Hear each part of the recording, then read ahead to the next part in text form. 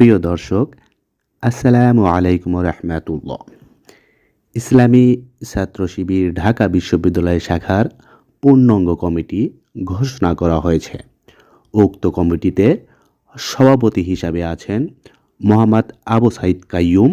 secretary S M Farhad, সাংগঠনিক সম্পাদক মহিউদ্দিন খান, প্রচার ও মিডিয়া সম্পাদক হুসাইন আহমেদ জুবায়ের, ছাত্র আন্দোলন ও মানব সম্পদ উন্নয়ন বিষয়ক সম্পাদক মোহাম্মদ মাজহারুল ইসলাম, অফিস সম্পাদক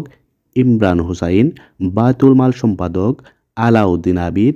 দাওয়া ও ছাত্র কল্যাণ সম্পাদক হামিদুর রহমান জামিল, সাহিত্য সংস্কৃতি ও প্রকাশনা সম্পাদক নুরুল ইসলাম নূর, বিজ্ঞান ও ক্রীড়া সম্পাদক মোহাম্মদ ইকবাল হায়দার, শিক্ষা ও গবেষণা সম্পাদক মোহাম্মদ আনিস মাহমুদ সাকিব,